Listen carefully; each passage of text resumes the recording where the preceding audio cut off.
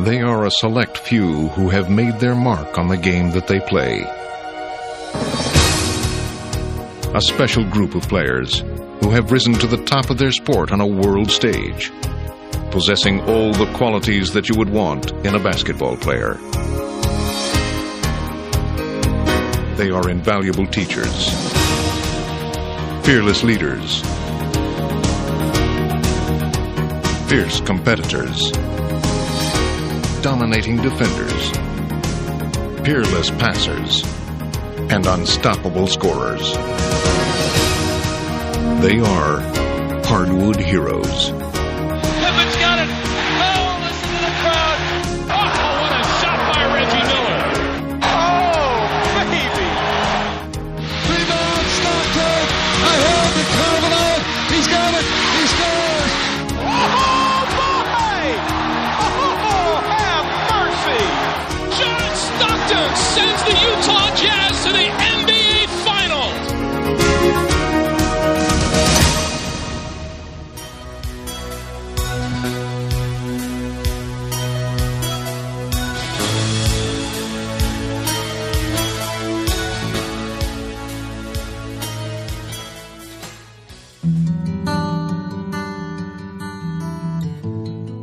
Scotty is a catalyst, you know. I mean, he's the one guy that could go 2 for 10 and yet have a tremendous impact on the game.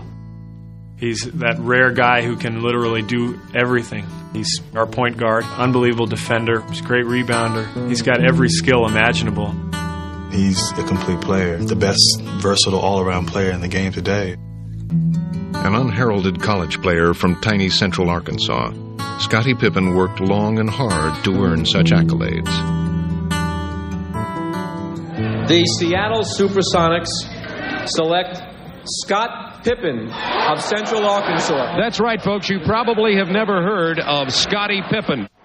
Though he was traded immediately to the Bulls on draft day, Pippen arrived in Chicago with lofty dreams.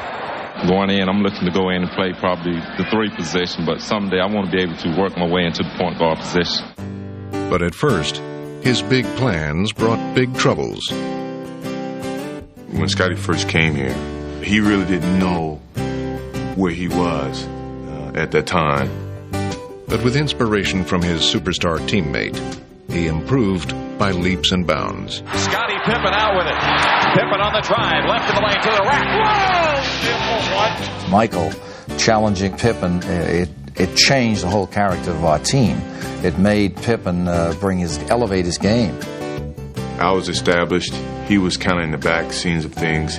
And when his skills started to evolve and mature and people started to expect bigger things from him. Scotty was developing at that time by making him the director of our offense, kind of a point forward. With the ball in Scotty's hands, the Bulls finally had all their pieces in place. Embarking on their historic championship run, they would capture 3 consecutive titles. Chicago has dominated every game. The Chicago Bulls have 3 straight NBA championships. With 3 championship rings, a gold medal, and 3 All-Star selections, Scotty had seemed to leave the shadow of obscurity far behind him. But no matter how much he achieved, he found himself constantly eclipsed by his more famous teammate. The years that I've played alongside Michael has definitely been years that I've, to some degree, been overshadowed. People said, I'm not an all-star, I'm just riding Michael's coattail. But just prior to the '94 season, all that suddenly changed when Jordan stunningly would announce his retirement. This was an opportunity when Michael's departure for me to really step forward and show some leadership. He has been unstoppable. An MVP performance. Pippen, beautiful jump hook. Pippen would make the most of his opportunity, leading his team to 55 wins and an All-Star MVP. Finally, he was well on his way to garnering the recognition he deserved. But in one fateful moment of Game 3 in the Eastern Conference semifinals, it would all be washed away. 1.8 seconds remain, fourth quarter. Nixon Bulls tied at 102. It seemed to be the moment Scotty was waiting for. But the play would be called for first-year Bull Tony Kukoc, and Pippen could simply not contain his frustration. Scotty's going to sit here. Scottie Pippen is not on the floor for the Bulls right now. Unbelievable. Though his refusal to go out on the court did not cost the Bulls the game. Kukoc turned the jumper at the buzzer. Oh! And the Bulls win! Pippen was instantly vilified. Anytime a player has to step into the level of carrying the team, the weight becomes a duress, and at some point in the season it weighs very heavy when it's there all the time. Playing under the pressure and duress of having to try to get to the next level, the experience was probably a step back for me. At times, you make questionable decisions that maybe when you reflect back on them, they're not the best decision. And I think it really helped him grow as an individual to understand what type of responsibility you must have with this league.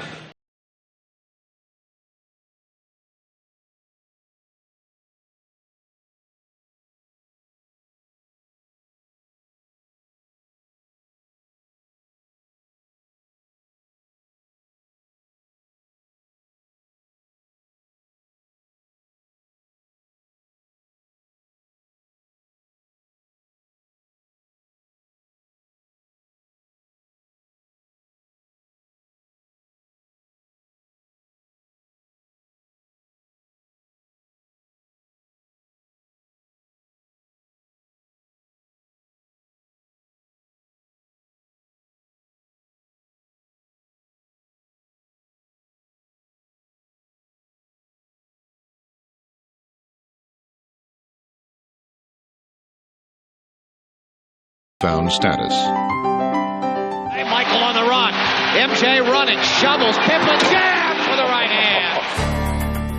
With Michael and Scotty playing as equals, the Bulls would become champions once again and take their place in history as one of the greatest teams of all time. Looking, skips across, Pippen the steal. Scotty saves it to Tony. He runs And now, no one doubted Scotty's contributions. I want to take my hat off to the two leaders on this team, Scotty and Michael. Michael, when he came back, said point blank, this is Scotty's team. It's hard to take this MVP by myself. He's got to take half of it. I take the trophy, he may get the call.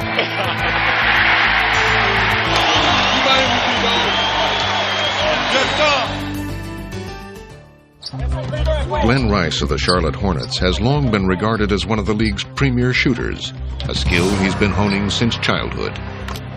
When I was younger, we had like a park around the corner. Me and my younger brother, we used to go up there and shoot baskets at night. That's where I pretty much came up with the theory that if you can... coming around. I was able to, pass on the winning attitude to the other players on the team. And in just his third year in the league, Miami's hotshot had helped the team reach respectability. And in 1995, the future looked even brighter for the Heat as Pat Riley took over as coach. His first big move to make Miami a championship contender was acquiring franchise center Alonzo Mourning. But the trade would carry a heavy price tag as Glenn Rice was shipped to Charlotte. I think in a way I was disappointed for the simple fact that I thought I was going to finish my career in Miami, and it was a surprise to me.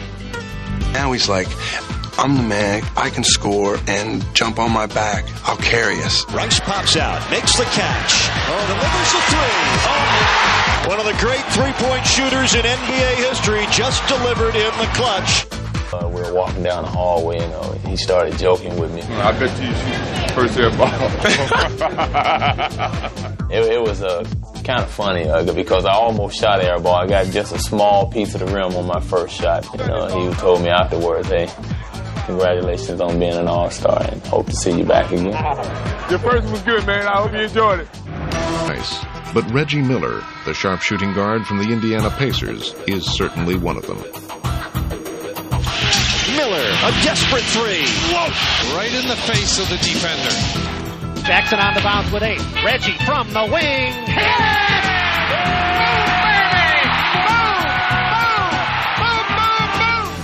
That's jazzy. Now that's jazzy. Reggie loves the game that he plays. Boys, I'm back in town.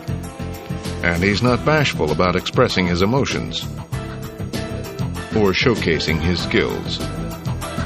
Well, when you first step on the court, especially if you're playing in a packed arena on the road, 20,000 people are coming to see you perform. Reggie spots for 3. There she goes. It's like being on stage. You're like Michael Jackson. Miller, a bomb for 3. Got it.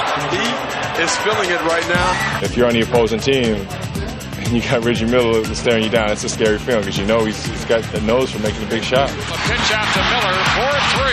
Reggie Miller with a cold-blooded 3. And the Indiana Pacers have taken the lead. If the game is on the line, everyone knows where the ball is going to end up, and there's nothing that no one else on the other team can do about it. And that's the mark of a great clutch player. 5 seconds, 4 seconds, 3. Here he comes, fade away. Yes, Miller hits a big one. With 0.8 of a second remaining, Reggie Miller takes the mound at the stadium in Chicago. Sometimes you like kind of sticking it to other teams. Here's Reggie. Here's the turnaround. Here's the shot.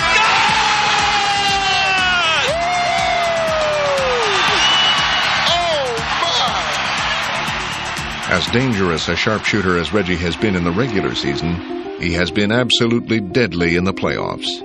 He calls it Miller time. Miller to the ball! Reggie Miller! My goodness! No team has been more of a Miller target than the Knicks. In 1994, New York thought they were out of his range in Game 5 of the Eastern Conference Finals. Little did they know, there is no such thing. When I took my first shot in the fourth quarter, and it was a 3, and it was pretty contested, and it went in. I came back down on the next possession and hit another 3, and that's when I started to feel kind of good. And that Knick lead has been trimmed to 8.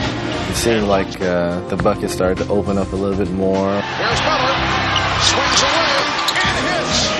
Reggie Miller is on fire. He fires up a long 3. That's good. Oh. Reggie Miller from way downtown, and the Pacers go up by 3. Sitting on the bench, you found yourself being a spectator. He just got to the point where he made shots. Reggie Miller hits another 3. An emphatic display of long-range bombing by Miller. I just feel fortunate I was there to watch it. Just an astounding shooting exhibition being put on by Reggie Miller. When it was over, Miller had tormented the Madison Square Garden crowd with 25 fourth-quarter points. The combatants would meet again under similar circumstances in New York 1 year later, and this time, Reggie struck more suddenly as he single-handedly erased a seemingly insurmountable deficit. 105-99, 18.7 seconds left. Miller for 3, and he got it.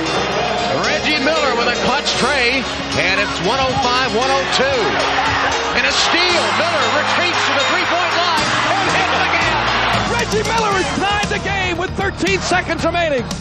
To get a steal and have Reggie have the presence of mind to step back and shoot another 3 blew my mind. And then to have an opportunity to win it in regulation when we were 6 down with 18 seconds to go was something that I totally didn't expect.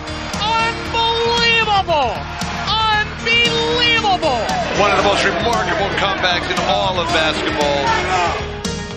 It was pretty wild. How appropriate is it that Reggie's new coach can appreciate his uncanny knack for making clutch baskets? Okay? Come on, guys. Big time here.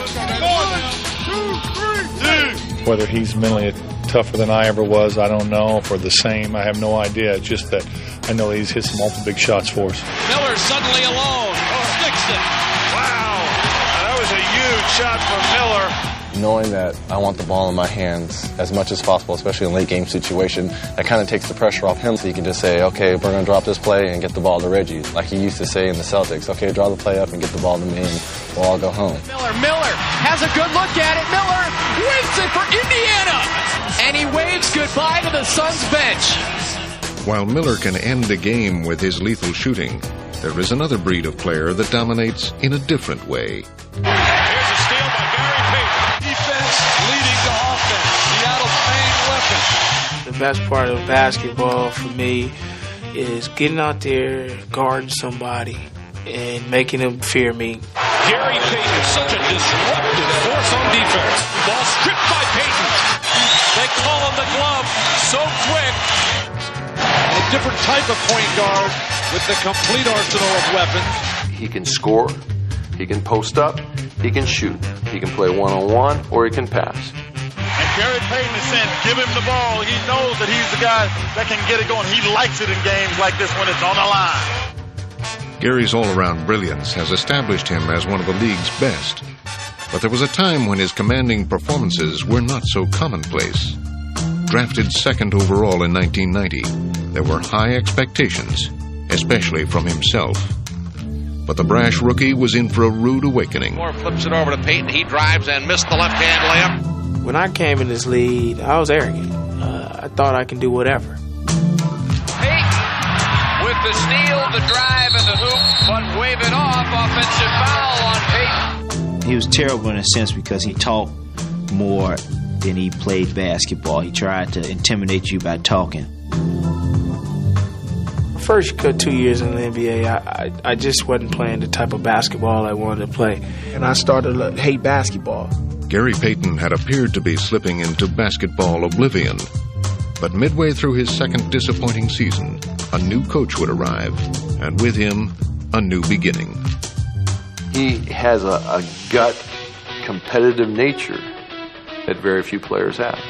Coach Carl would let his young point guard loose, providing Payton with a second chance. Grabbed by Gary Payton. He wheedles his way through traffic, drives into the lane. Nobody got it. Goes to the glass, lays it in. Next lead by 3. Inbound stolen by Payton. He makes a huge play. I think when Coach Carl came in, it was the right system for me. He let me play the style of basketball I came from Oregon State with. First steps into the ball. Lead pass to Payton. 2-on-1. Lob it ahead.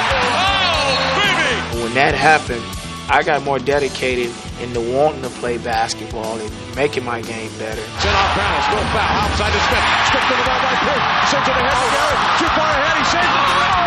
He'll lay it in. Oh, you gotta love that action. Good. Golly, Miss Golly. As I got older and grew up and said, hey, I think about this. You know, I could be a great player, but I'm not going to get the recognition and all that and be a superstar and play this way just by putting my talent out here. Gary would refine his game, seemingly adding a new weapon each year. When he's got the ball in his hands, you better keep your eyes open at all times, because he will find you. Gary Payton is just showing why he's the complete package. Gary Payton, another cold-blooded three. Payton had evolved into a complete player and the main man for Seattle. This game is about learning every day, and he has matured into a leader. Start from this side. Start from this side. Build on this side. Leading his team to the finals in 1996, the Defensive Player of the Year showed why he had arrived as a superstar. Payton leading the way, and that little look like, Michael, you're the king, but I'm coming after you tonight. I don't think anyone in the league is more important to their team than Gary is to our team. Payton, ever since I've been in Seattle, has produced 55 wins. Probably will produce 3 60-win seasons. And, you know, people don't understand, in the history of the game, there's probably only 4 or 5 teams that have been able to do that type of winning. Gary Payton has indeed come full circle. I would want people to look at me when I was a rookie in my first 2 years, an arrogant player, and how you have to grow up. And that's what I've been doing. And that's where you get your recognition, and that's where you become one of the elite. While Payton may have had a rough start to his NBA career, other Hardwood heroes have had golden beginnings. They once shared the spotlight together, but now Miami's Tim Hardaway and Sacramento's Mitch Richmond play on opposite sides of the country. Still, they spend time together whenever they can and continue a friendship that dates back to their early years with the Golden State Warriors. When I first saw him, my first day at Golden State, I was like, man, that's Mitch Richmond. You know, I was like, hey, how you doing? You know, I'm happy to be here. You know, and we just clicked. Hardaway out of here. And guess who? Mitch Richmond is. I used to watch a lot of tape on him, so I thought he was about 6'5". So when I first walked up to him, and I was like, man, this guy is about 5'11", you know?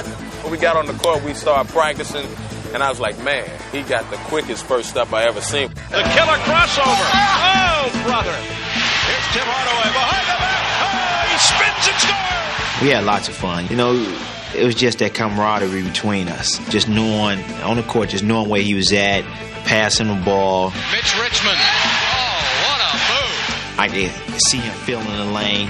Richmond explodes. So it was a lot of fun. It was unstoppable because, you know, maybe Tim bust for 30 and I come out with 28. You know, it's like it was just great basketball because we was going up and down. And in 1991, their second season together, they helped orchestrate a memorable playoff run. Here comes Hardaway on the wing to Richmond. The pull-up. Got it.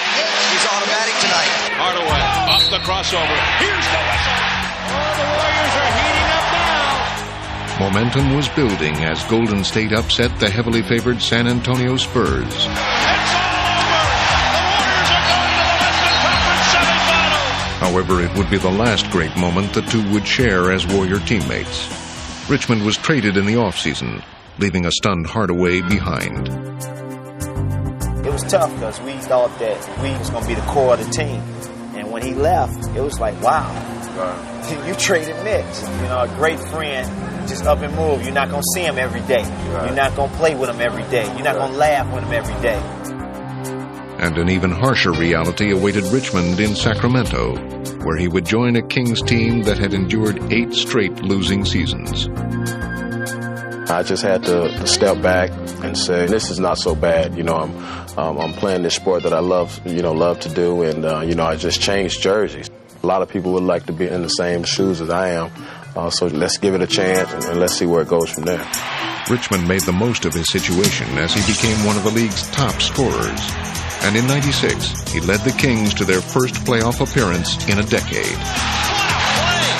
Mitch's drive to succeed enables him to take on the best the NBA has to offer. And his inspired play has won the hearts of fans and the admiration of his teammates. I love playing with Mitch because he's one of those guys, he goes out there every night, you know what you're going to get. Bottom line, he doesn't take a day off.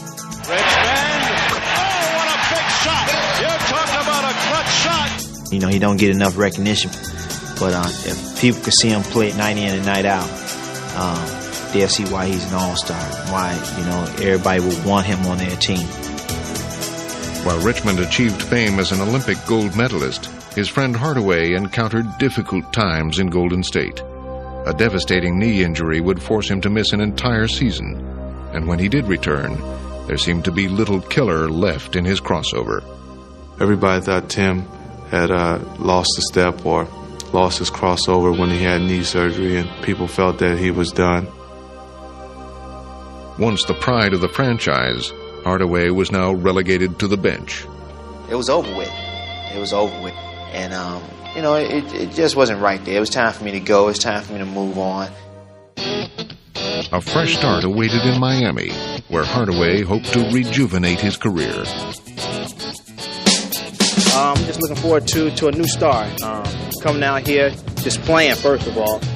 Making the most of the opportunity, Tim was revitalized, and opponents were soon faced with a reminder of the past. Hardaway still outside the arc of the dribble, inside of 10, pull up 3, under pressure, good. Oh, what a cold-blooded 3. Oh, Tim Hardaway, they can't stop him. Oh, that's great basketball. Confidence always was there. I never lost my confidence. Hardaway on the spin. Hardaway! Oh, my. Tim Hardaway, you are unbelievable, my man. Timmy thinks he's the best player on the court. You know, he thinks he's the best player on the court. When the guy thinks that way, in my eyes, my heart got to go out to him. Hardaway, length to the floor, running jumper. Oh, my. How many times is this guy going to perform at that level? He is unbelievable. I've been through a lot, so I'm just happy to be in the situation I'm in. And I'm very happy to say, you know, that I'm having fun. See, this is what I used to do to Mitch. With their journeys to stardom so closely linked, both Hardaway and Richmond will always share a special bond. When I play up against him, he let me know it. Oh, I'm going to take him. I mean, it doesn't matter if he's supposed to run a play. He's going to break that play, and he's going to try to score me. Tim Hardaway on a runner. You know, he's always trying to score. It goes the same way. I switch on him. Oh, I got a little one. I got a little one. And if he score me, I'm going to hear about it. We both compete on the court, so I don't think we take friendship in the hand at that point in time. But when the game is over, you know, we acknowledge each other. So. Let's go back to being friends, yeah. You know?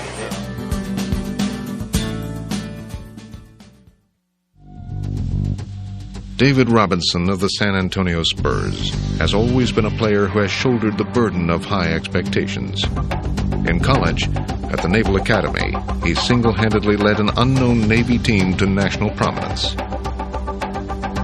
And when he entered the NBA, he faced the daunting challenge of reversing the fortunes of a San Antonio franchise that had won only 21 games the previous season.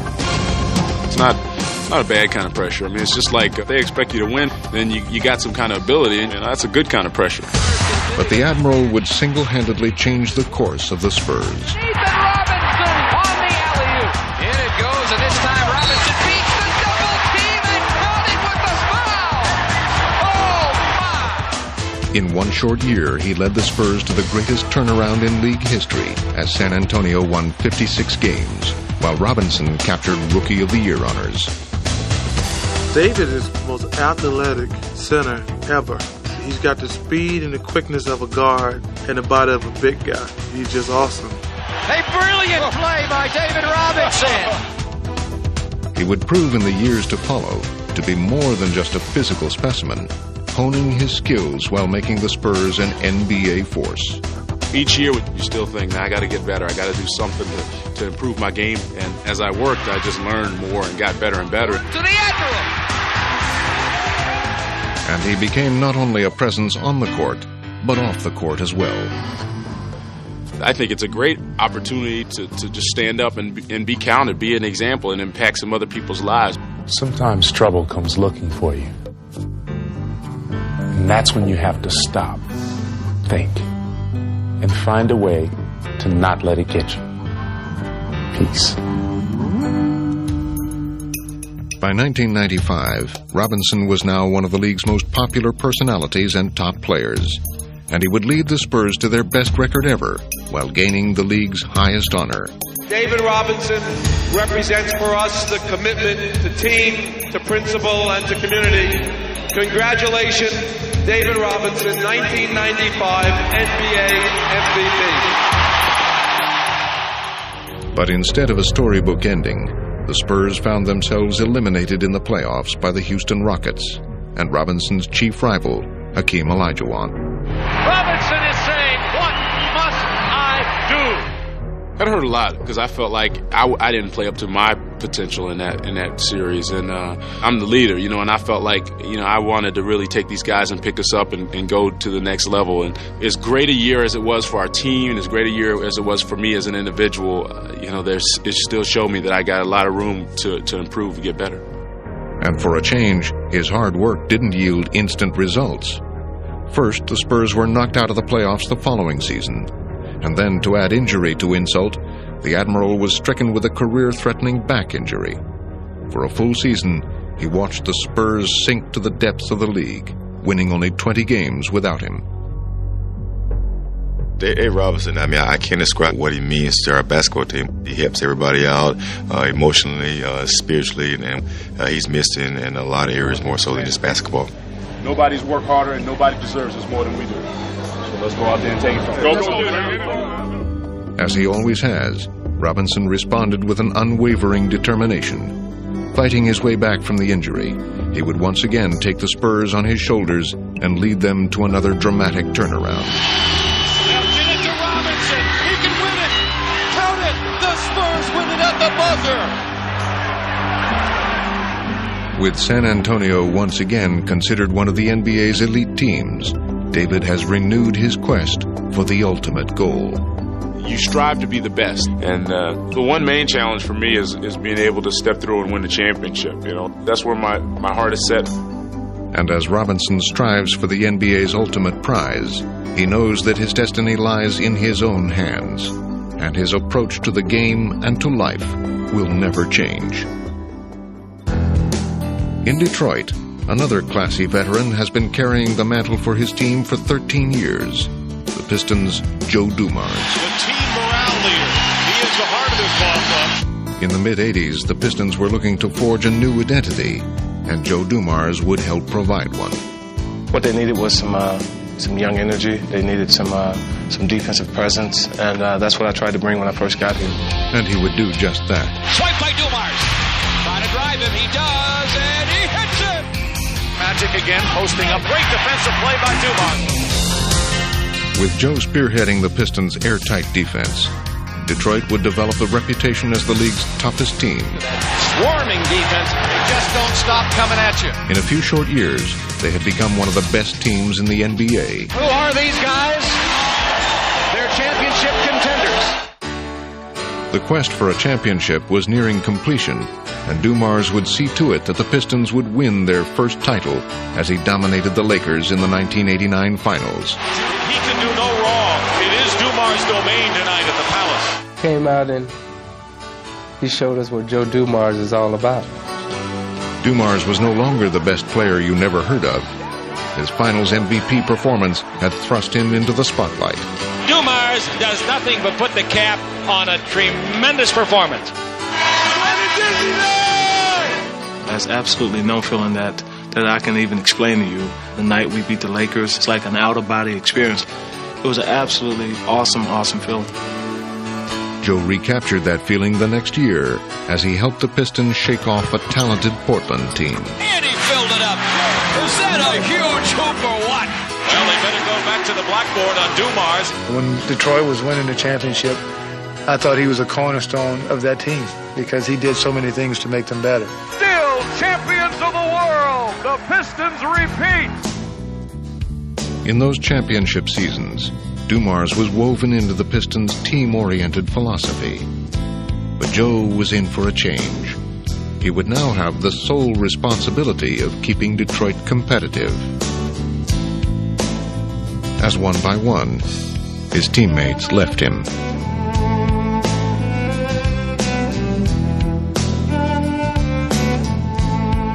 Even as his team plummeted in the standings, he would remain loyal to the franchise. I don't think you define yourself as a true professional only by your winning. I think you define yourself as a true professional by how you handle adversity. But if you're truly going to be someone who calls himself a champion, you have to persevere through those times, and that's what I did. In 1995, he would enter a new stage of his career as he willingly went from star to teacher, and his eager pupil was Grant Hill. Pretty much felt that he would be the link that would make the transition from the old to the new, and I thought that he was the type of guy who could carry that banner for the Pistons. Grant, I should have got out, but the line may not always be there. It may just be the skip pass there. And I was a big Michael Jordan fan. I used to hate Joe because he used to do well against Michael, but after meeting Joe and spending some time with him, I was sold on Joe Dumars. And from then on, he's been in my corner. He's been extremely helpful. He's showed me the ropes. I talked to Grant a lot about different things that you need to win. I said, I've been that guy who had to go out and get 25, 30. You're that guy now. I have to be the guy for you now and give you leadership, give you that guidance, give you that toughness down the stretch. But you got to carry the load now. And that's what we go out and do. I mean, we understand that. I understand my role. He understands his role. And I think it works perfectly together. Grant crossing over, top side to Joe. Three-point gunning, got him. Great execution. Dumars' crucial role has not gone unnoticed. In the twilight of his career, he was an all-star selection and a natural choice for the NBA's first sportsmanship award. He's an all-star on the court, but he's also an all-star off the court. He's just a great person, and there should be more. In my eyes, there should be more Joe Dumars out there, not only in sports, but just in life in general.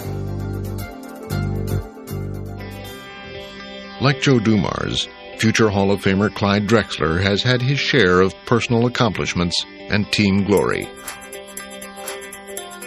His storybook career will ensure him his rightful place in NBA history. My goal was to be a professional basketball player, and to be considered one of the top 50 in the history of the game is a phenomenal honor. I think it's something that, you know, when you put your best foot forward and you have good intentions, I think good things happen. Good things were expected out of Clyde when he entered the league in 1983, and the NBA's newest high flyer did not disappoint. Drexler motoring all the way. Oh! Worth the price of admission. Drexler. You go back and you look at some of the things he did, those are just incredible physical feats. I mean, I had a lot of talks with Clyde, and I said, you know, there are some times when there are two big guys back there where maybe you can't go in there. And he looked at me and shot. I take what I want. That's a rebound. Robinson, Portland pass. Drexler, he's open. He scores! At times, it seemed like Clyde's incredible highlights overshadowed what really drove Drexler in the game of basketball. It's good! The thing that was most interesting about Clyde was not his athleticism that was obvious, but it was his desire to win. I don't think that anyone really understood how much he disliked losing. Drexler's fierce competitiveness helped make the Blazers championship contenders. And in his 7th season, Clyde led the Blazers to the 1990 finals. But they would lose to their more experienced opponents, the Detroit Pistons. There would be more hardship the next year, as Portland would bow out to Magic Johnson's Lakers in the Western Conference Finals. Blazers in 6. The Lakers win 4-2, ending Portland's bid for a dream season here tonight, 91-90. The Blazers would regroup and return to the finals in 1992. Awaiting Clyde was the ultimate challenge and his closest counterpart. Michael plays the same position that I play, and for years we'd battled. And for me, competition is what I thrive on. In this marquee matchup between the league's two premier guards, Clyde made a bold statement, but Michael would have the final word. Three again! No! Michael, good again! Oh, my goodness! When you think about being the best team in the world and you're that close to it, it's tough, and those are opportunities that you may never get again. The prospects of returning to the finals ended when the Blazer team built around Drexler was dismantled. Clyde was now faced with the reality that he might finish his career without a championship ring. And it soon became clear that Clyde would bid farewell to Portland. And going back to Houston, the place where I grew up, where I went to college and all my family's there, that was like going home. When the trade actually went through, it was hard to believe, because in the back of my mind, I knew that something special was going to occur. And from the moment he stepped on the court as a Rocket, Drexler's mission was clear. Here's Drexler on the run. Oh! Drexler! Ellie sees Drexler underneath. Oh, he passes with 20 rounds. Yeah, look at the fly. There it is. There it is. There it is. Drexler wins it. There it is. Drexler wins it. Heading into the playoffs, Drexler would continue to give the defending champs a much-needed boost. He was playing terrific ball for us. He had a terrific playoff series. Utah, he had a terrific series. David Benoit's on him now. Drexler goes right around Benoit. And with each playoff games, each series, he was getting better and better. Drexler's will to win helped the Rockets avoid elimination an incredible 5 times en route to the NBA Finals. We have been through so much, and you always need something else to push you. And he stepped up big time right when we needed it. Clyde had helped the Rockets defy the odds, and now he was going to seize his opportunity. And the guy worked hard, and that right there showed me how bad this guy really wanted to win, because he knew that that was his last time getting to the finals probably, and he had to take advantage of it. A determined Drexler played with desperate intensity. It was an emotional time. I knew he felt he was getting close to the ring, and I felt for him. Clyde Drexler, this is his championship. Drexler slams it down. It's over. It's over. The Houston Rockets are the NBA champions for the second year. This was the third trip to the finals, and the third time was the charm. This was great. How sweet it is. It's a feeling of exhilaration. It's been like a storybook ending. Actually, I was so excited I didn't really know how to react. Hold on, he ain't getting shared. Hey, that's his first. That's his first. Yes, sir. His first. Okay. I had to come get you. Time and patience have rewarded Drexler and put him on the mantle that he belonged on in terms of being a great ambassador for the sport, a great talent, and a champion. Often just reaching the finals is the ultimate goal for many players. Unbelievable! John Stockton! John Stockton! It's over! The Jazz win it! We're on our way to the World Championship! But for John Stockton and Karl Malone, it's just one achievement in the long list of many. Stockton is the NBA's all-time leader in assists and steals. Malone, the league's most valuable player. And together they have shared 2 Olympic gold medals and an All-Star MVP. But to fully appreciate their greatness, you have to look back at their humble beginnings. The Utah Jazz select John Stockton of Gonzaga University. The Utah Jazz select Karl Malone of Louisiana Tech. Although they seemed an unlikely duo, they actually have quite a lot in common. Arriving from small, unheralded schools, they would both redefine their positions in the NBA. John Stockton is a pure point guard, the great decision maker, the artist, the finesse. He has the imagination. For him, it's a dance. It's an art. Stockton all the way! Stockton the hoop!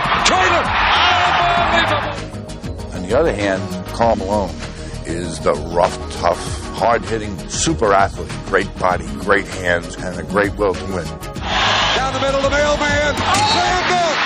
Oh, baby, what a power play! And though they were great by themselves, together they were unstoppable, forging one of sport's more devastating duos. Stockton in a hurry.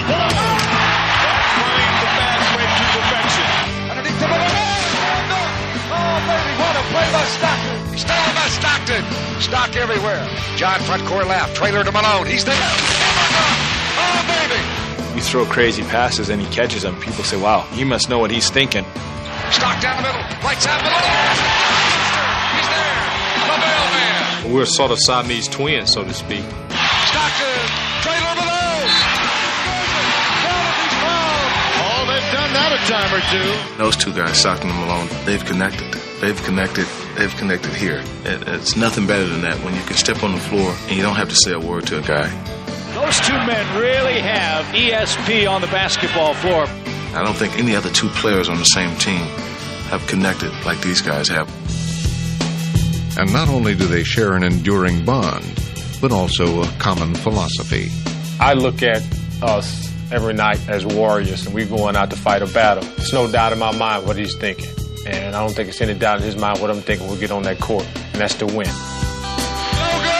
Rebound, Stockton. Ahead to Karl Malone. He's got it. Stockton to Malone. He scores.